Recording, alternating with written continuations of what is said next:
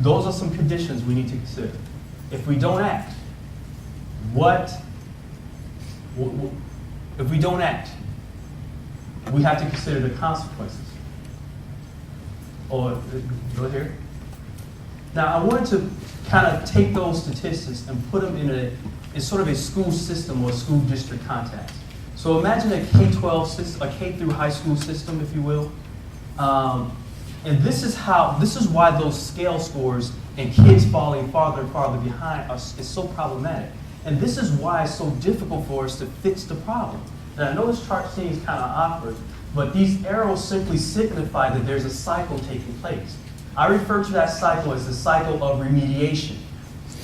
Because our primary solution to kids falling behind is what?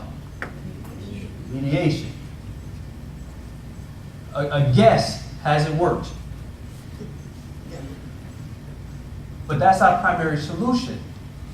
Now, what happens is, when we test kids at different social class levels, different races, pre-K, they come in roughly around 5 months of each other in terms of development. You may have a kid who is learning their vowel sounds and things like that, or their consonant sounds. You may have a kid who has not been introduced to them yet.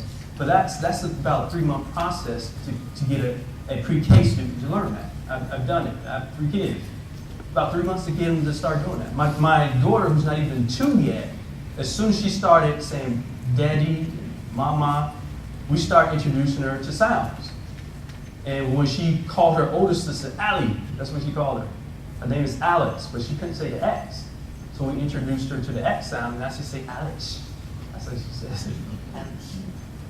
And she learned that in a week. It's not rocket science. Not rocket science. That 5-month gap that we observe among pre-K kids is closable if we get on it right away. The challenge is if they leave kindergarten and they have not reached proficiency at kindergarten level skills and they move to the 1st grade, they get remediated with kindergarten skills. The problem is if they move from the 2nd grade to the 3rd grade and they're still struggling a year and a half behind with 1st grade content, they move to the 3rd grade, they get remediated with what type of content? 1st grade content. They graduate and go to the 3rd grade to the 5th grade. For example, by 5th grade, easily kids should know how to multiply. You want to see something heartbreaking? Talk to kids who can't multiply in the 5th grade. Heartbreaking. My son, 2nd grade, multiplying. Kid, 5th grade, can't multiply. Heartbreaking. So we're talking about if they never get access, if they constantly being remediated, by the time they get to high school and ready to graduate, that gap, 5 months, has expanded to 4 years. We would never solve the problem continuing to do the same things that we hope work because we have good intentions. Now let's look at the consequences. Here's our second group activity. On your table, there are these documents. There's about 3 of them per table. I want you guys to take a look at them. There's a sheet of paper going around. Your mission is to serve as a family. You guys are serving as family consultants.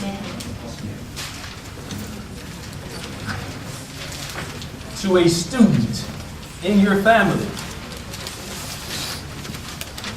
That student has sought your advice for making life decisions. They need help figuring out where they're going to live, where they're going to shop, what kind of car they're going to buy, etc. You're their family. You're their support system. Your goal is, given the amount of money that I assign to your table, help the student make critical life choices. And at the bottom of the page, there are some questions I want you to entertain when you finish doing your budgeting. Now, we need some groups, some roles assigned in groups, just so we can keep things moving smoothly. We need a leader, that is, who keep people focused and moving along. We need a speaker, someone who's going to share out. An accountant, somebody who's pretty quick with math, you know. A timekeeper, we'll keep time for everyone. We got 2 timekeepers in the room, so we also have 10 minutes. Well, let's give you 15, because y'all don't want to discuss this. You're going to have 15 minutes to make some very challenging choices. When I come to your group and give you your income level, you can begin.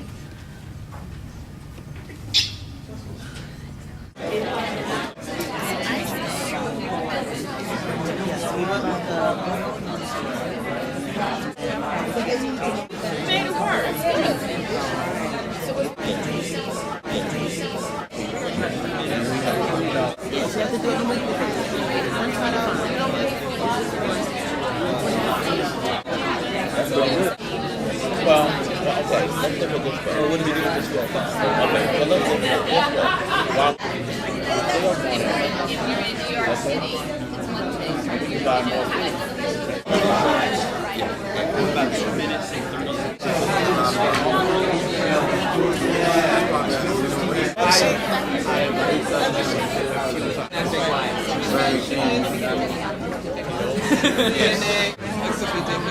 But I'm saying the personal education, that's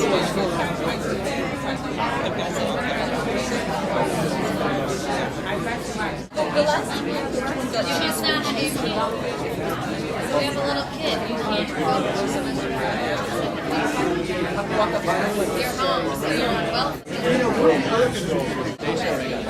And the groups that are still making a few decisions do so quietly, but also try to pay attention. Group that made, let me see, where are you guys at? You guys back there. I'm gonna shoot off some questions to y'all, just answer them. It kind of guides you guys to your sheet. So tell us how much money you guys made. Over there, they made $1,000 per week. So tell us your decisions. Food, we went to Walmart for $125 a week. Housing, we got a starter home, a 3-bedroom, 1.5 bath, $300 a week. Utilities were $160 a week. And for automobile, we got a new model mid-size car for $75 a week. Which the total being $660, and we had $340 left. That's just about what you make a week, right? So what kind of job did you guys believe a person who made $1,000 per week, which is $4,000 per month, which is around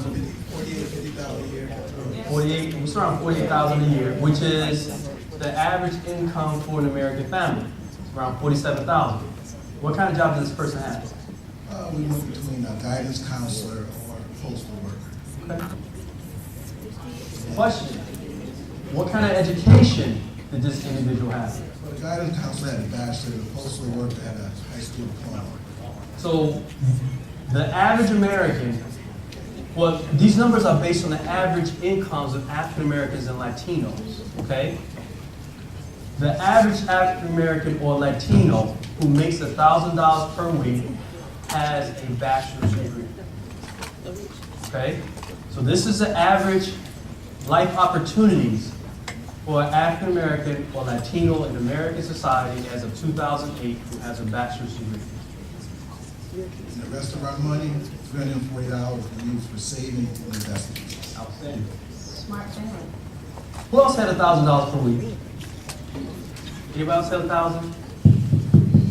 Who had the $2,000 per week?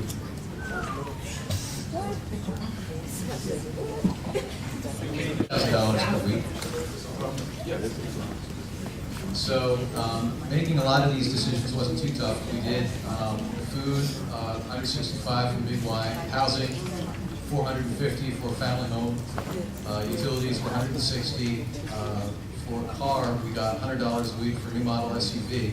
So that totaled up to $875.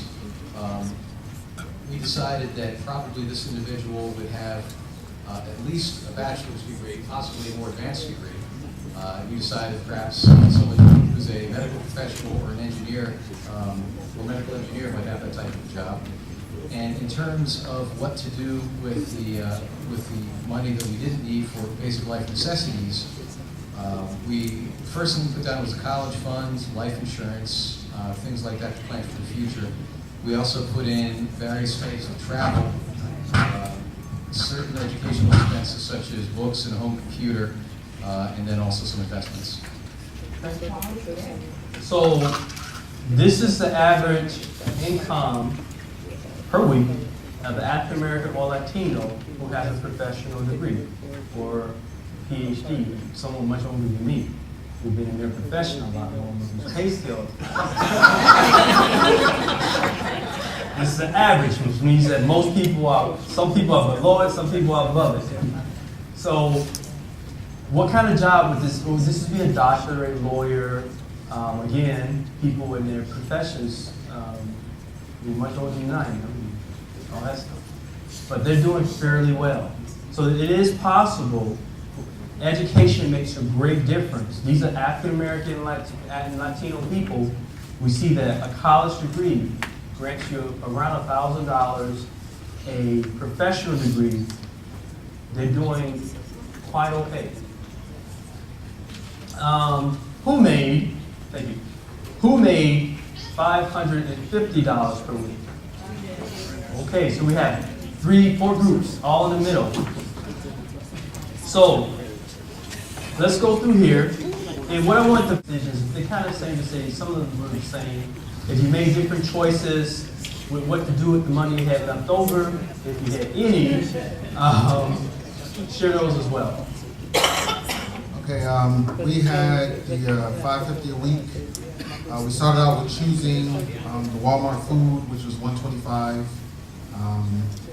And then we said, this is probably going to be, maybe we're probably going to have an electric bill.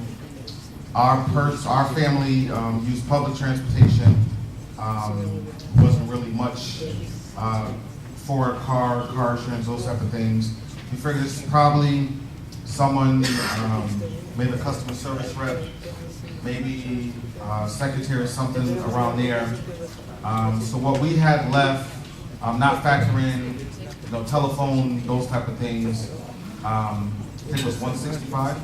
What we had left. When we were saying, you can use that for savings. We would hope with kids, maybe you have some type of life insurance policy at the minimum. And then whatever kind of incidentals that you're going to need for your family. How about this one? Yeah, no telephone. We think that if we have two parents in the house, one is probably a stay-at-home parent watching the children, and the other is maybe a paraprofessional in the school, or doing childcare to earn about $13.75 an hour, probably a high school graduate. For food, we chose to do Walmart as well, based mainly on transportation, probably maybe the closest. And then we also thought that based on our income level, we would be eligible for food stamps or the WIC program if we had a child under 5. So we didn't add that in, but we might be able to adjust a little bit for that. We chose also the housing, the 2-bedroom apartment. Originally we chose the townhouse, and then we realized we wouldn't be able to afford a car, which in Connecticut, you really need a car. For utilities, we pay for all the utilities, but we kept in mind that we might be able to have state support for some of the utilities based on our income level for LIHEAP. So the message we're trying to get across is people to be aware of all the programs they're eligible for and take advantage of them.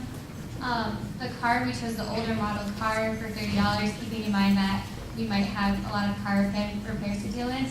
So that's a total of $490. It only leaves us $60 a week left for clothing, emergencies, medical, car repairs. So that's pretty tight margin. Good. Okay, next. For the family home, and then decided to rent to cousins 2 of the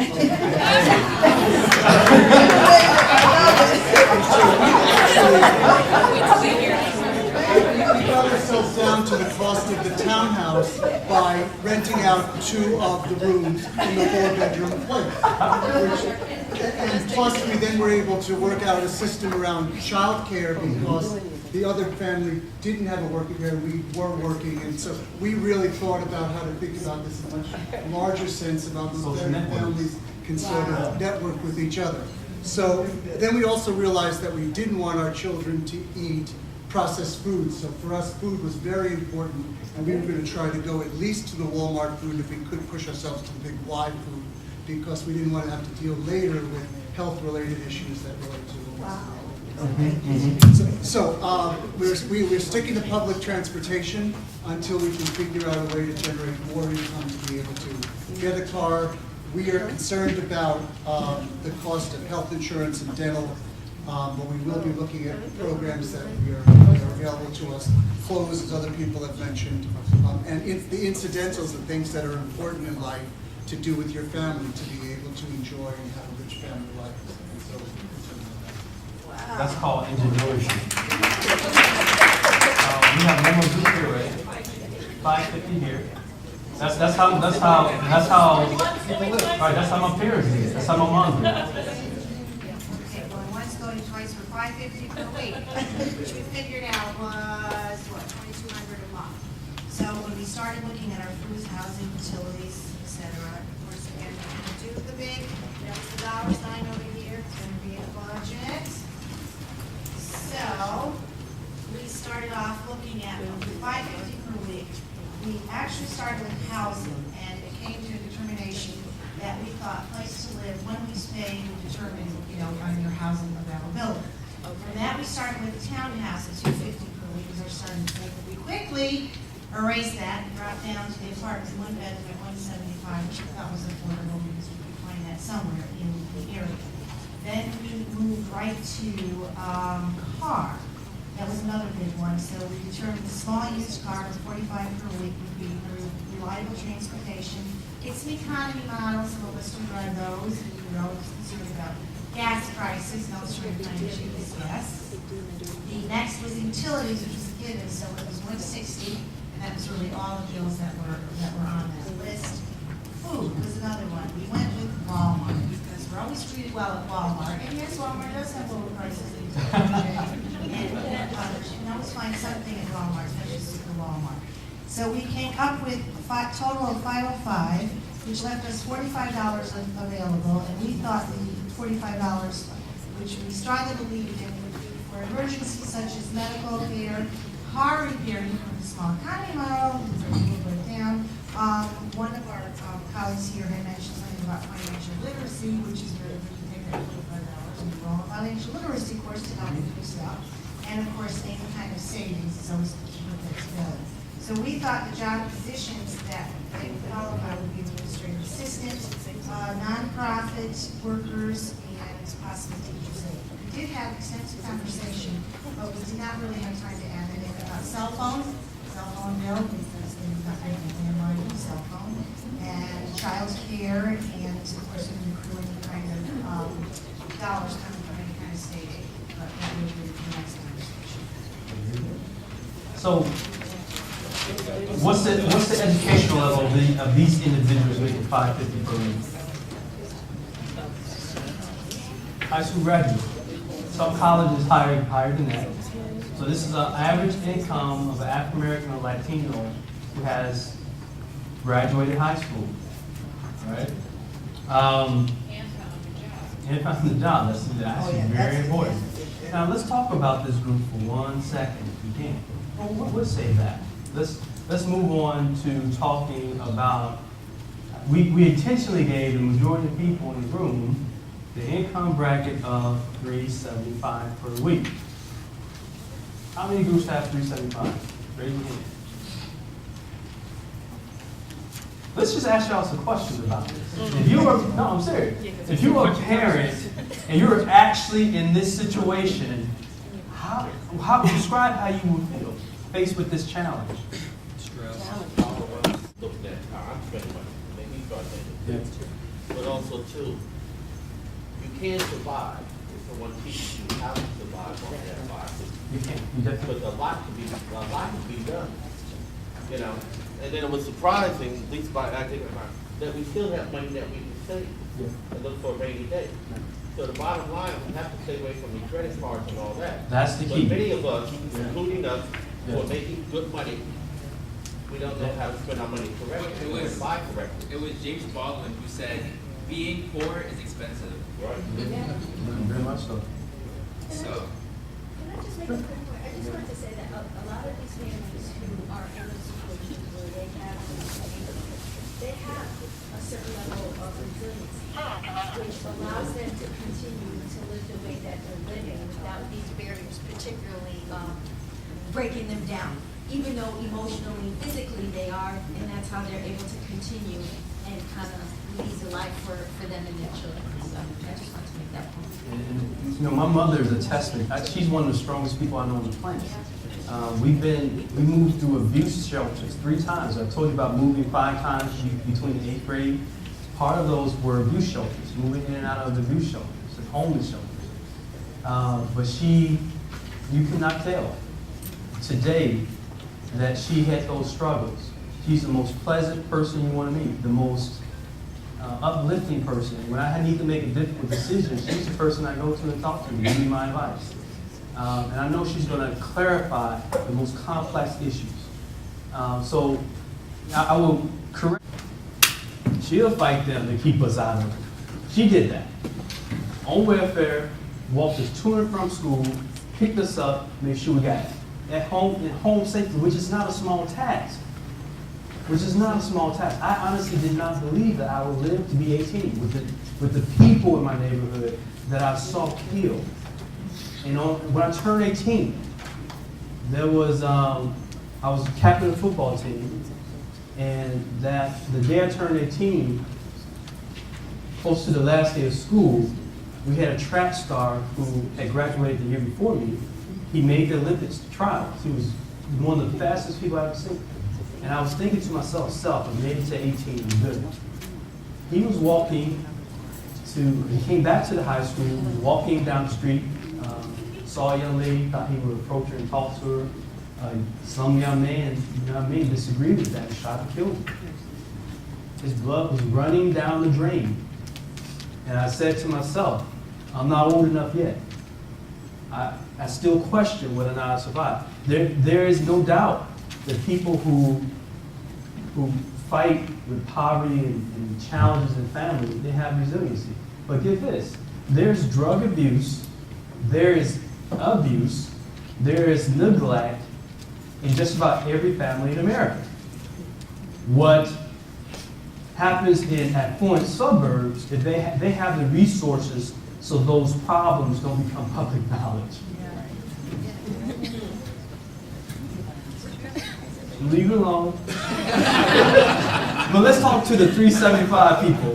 So people with 375, let's talk about the decisions you guys made. Again, if you made a couple different decisions, don't tarry on those, but talk about your ingenuity and resilience. You'll see some of the stuff they made up here.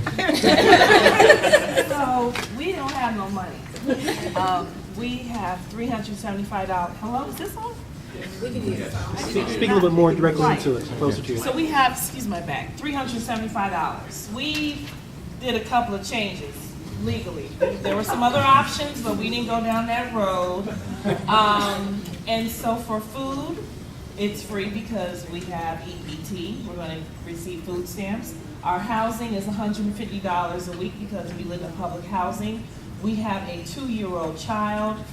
So we are receiving free energy assistance, therefore we are not paying $85 a week for utilities.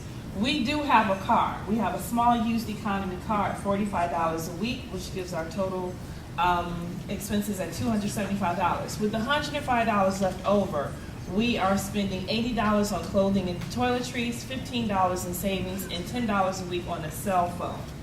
And so we have a high school education. We are a cashier at Walmart, which is why we're getting discounts at Walmart. And we thought about cable, but we were talked out of it, so we're dealing with the necessities for now. Good. Great. Good job. 375. You guys said 375? Okay. We just arrived in this country, thank powers. We just arrived in this country, and we thank the powers above that we made it here. Even though we can't speak English, we don't know almost anything about the societal system here. And so consequently, we don't know about things like EBT, the other forms of public assistance, subsidized energy, and so forth and so on. So we walk, or we take our bicycle wherever we have to go, and we try to shop the local food stores, the markets, try to find a place to live near a farmer's market so that we can get good food at the most reasonable price that we can get, which comes down to $100 a week. We use public transportation when we do have to go somewhere, which is another $20 a week. Public housing that we live in is $150 a week. And so we managed on that with a lot of good healthy exercise and getting to know the city very, very well and learning English as we went along. And hopefully we'll find a better job and make it to school here somewhere along the way. And managed to save $50 a week on top of that for emergencies, for things that pop up, maybe to send a little bit back home. And we're making it, just barely, we're making it.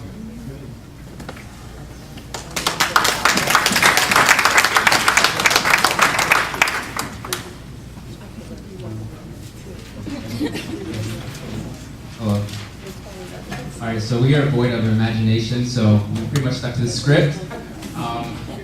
It must be nice to have organic, and so I guess we're just snacking on Snicker bars and ramen noodles. So for food, we just got the $100. That's all we pretty much can afford for the week. For housing, we just did public assistance, subsidized housing. Utilities, $25 for electric, $10 water, $50 heating, because we need that. Car, we actually did public transportation, so we do not have a car. We just hop on the bus or the train. And that was $355 a week, and we had $20 left. And so that'd be like $8 a month, but that's assuming everything goes okay. So, you know, things do pop up, and so that $20 could quickly be gone. And for, job, like entry-level receptionist, CNA, I guess, cashier at Walmart, so hopefully we might get a discount. Actually, we can't even afford to go there, so.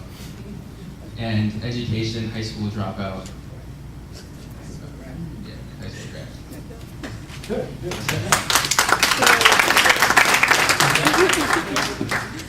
Did we get everybody? We missed one point. Housing, of course, the public housing, which is $150. Utilities, we know that we don't pay water because we're not homeowners. Therefore, it's only electric and heating, so that's $75. And public transportation is $20, a total of $370. And it gave us a $5 week savings account that we want to open. No health insurance, but we have Husky. No entertainment, but there's lots of free entertainments in our communities. We don't have to spend money. I always look for those free things. Clothing, local churches, they have free clothing. Phone, well, you know what? If I don't have a phone, I can go to probably a nonprofit and say, hey, can I make a phone call to make an appointment for whatever it is? So there's places that we can, there's things that we need to do, not that we want to do, but this is the budget that we got. Okay, thank you. So let's talk about, that's everyone, right? Okay, one more.